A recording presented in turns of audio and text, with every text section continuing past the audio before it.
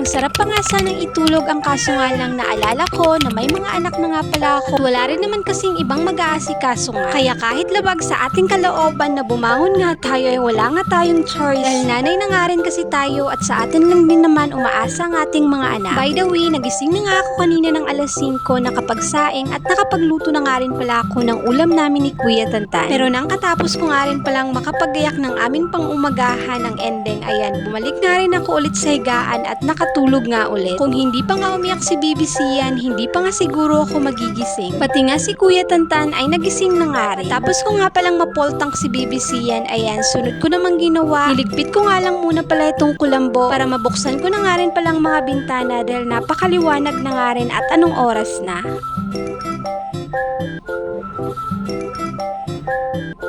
Pinatay ko nga lang pala itong solar na ilaw na gamit namin tuwing gabi, ayan nga ang ginagamit namin at hindi nga ang ilaw sa kuryente. Para kahit papaano nga ay makatipid nga rin kami sa konsumo nga ng bill ng kuryente dahil ngayong buwan ay napakalaki nga ng aming binayaran sa kuryente. Nang mabuksan ko na nga rin ang mga bintana, ayan, sunod ko rin namang niligpit ito nga mga pinagpalitang kagabi ni BBC yan ng mga damit at ng diaper. Pinapalitan ko kasi parati ng damit si BBC yan, lalo na kapag basa na nga rin ang kanyang likod. Ang mga pinagpalitan nga ng kanyang diaper ay hindi ko na nga rin pala na idediretso doon sa basurahan dahil alam nyo naman pag madaling araw ay napakasarap talagang itulog. Katapos ko nga makapagligpit ng aming hinigaan, eto ang si Kuya Tantan umagang umaga pa lang gising na agad sa kanyang mga laruan. At habang si BBC yan nga, ayan, maganda nga ang gising ng bata. Napakabilis talaga ng panahon ngayon, no? Sabi ko nga sa susunod, dalawa na nga rin sila ng kanyang kuya na pasaway. Pero syempre, sulitin pa rin natin habang bata pa nga sila dahil hindi naman habang buhay ay ganyan nga sila. At habang tinitingnan ko nga dyan si BBC yan, napakasarap talagang pisilin ng pisngi. Ipong nakakagigil nga at minsan gusto mo pang ang kagatin. Char! At habang hindi pa nga umiiyak ang bata, ayan, nag-prepare na nga rin pala ako para nga mapakain na nga rin si Kuya Tantan at sabay na nga rin pala kami.